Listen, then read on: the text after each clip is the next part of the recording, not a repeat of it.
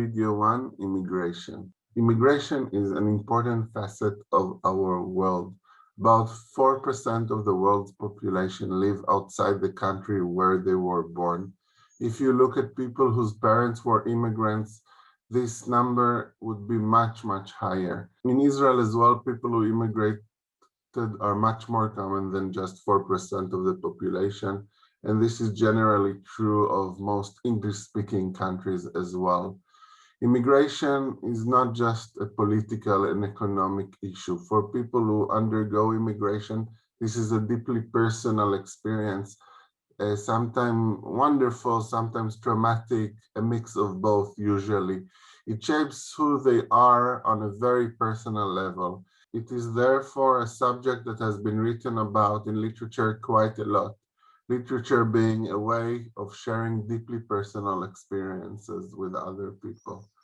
Immigration is an issue that can raise very strong emotions, even if you have never experienced immigration yourself.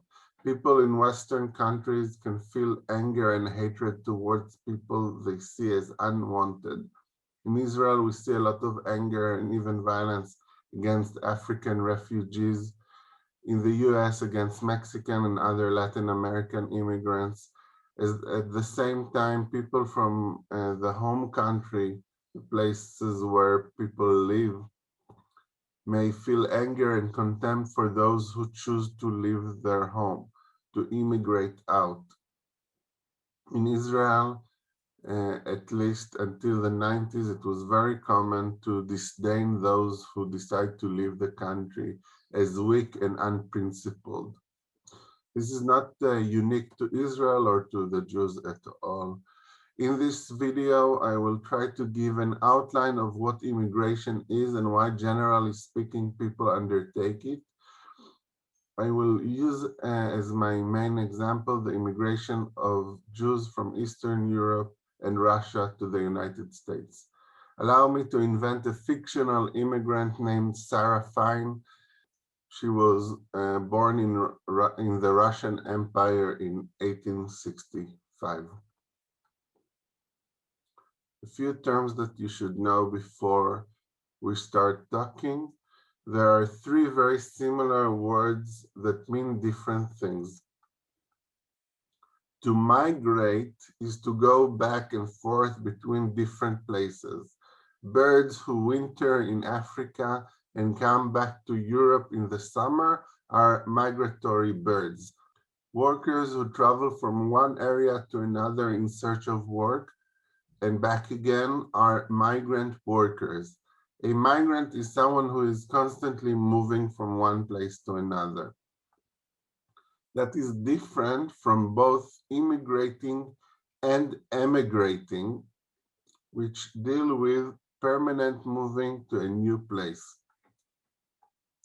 To emigrate with an E means to leave a place permanently, more or less permanently. If you are a Russian Jew in the 19th century, like our Sarah, and you decide or are made to leave Russia, you are emigrating away from Russia. To immigrate with an I is to move to a new place, usually to another country, more or less permanently. The same Sarah decided to emigrate away from Russia, but the question is, where should she immigrate to? We can say that she immigrates to the United States. People who speak about her in the US will call her an immigrant with an I.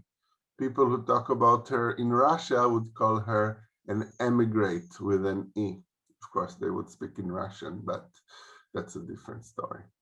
So the difference between immigrate and emigrate is your perspective on the person who's doing the action. Are they leaving or are they coming? Now that we know these terms, we can ask, why do people decide to emigrate away from their home, and how do they decide and choose where to immigrate to? Social scientists who talk about immigration like to posit push and pull factors in the decision to leave your home country to another place. Push factors are those that make life in the country unsatisfactory, unpleasant, unbearable maybe, or even dangerous and deadly. Why should Sarah, who only speaks Yiddish and a little Russian, want to leave her small town, her shtetl in Russia? Why would she make such a large move? One very common reason or set of reasons is economic. The opportunities to make money or become better off are limited in Russia, which is still in 1885 an agricultural economy. The land may be exhausted from over farming. Occupations for Jews are restricted by laws and by customs, and even more restricted for Jewish women. Sarah comes from a poor family with 7 brothers and sisters. If she does not provide for herself, she won't survive. She will definitely not prosper. Different types of immigrants have different levels of ambition, but often lack of economic opportunities in the home country explains why many decide to emigrate. Another set of factors are political and ethnic. Often immigration is spurred on because of political or ethnic oppression. Your political belief is unaccepted in the country, or you are forced to leave because of it, or maybe feel like you must leave or else get hurt, put in prison, and suffer violence. Similarly, your ethnic group is experiencing oppression or violence to a degree that makes it worthwhile to leave the country. Who you are is not acceptable to the majority of the population. Oppressed sexual identities can also play a role here. This is something we see in the last decades, that people emigrate from countries where there's less tolerance for gay people to countries where there's a little more. Our imaginary Sarah may be an anti-Tsar communist who was informed on. She now must leave Russia or be sent to jail. More likely, she experienced the pogrom, a massacre of Jews, deciding that she wants a, a safer place for herself and perhaps a safer place for her future children. The violence against Jews causes her to leave. Possibly she was chased away from her town by force and decided to move forward as far as she could because there's no place for her in Russia any longer.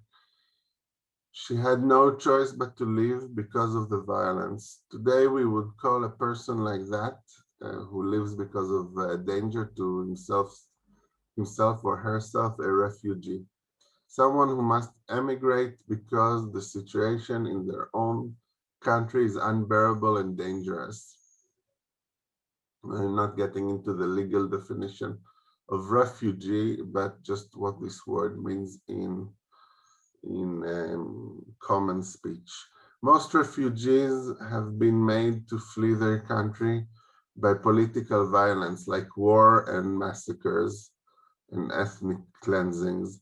But I am afraid that we will soon see more and more environmental refugees, people whose homeland will become unlivable because of rising seas or water shortage. Individual immigrants may have personal reasons to travel. Perhaps they have abusive parents and they believe distance will do them good.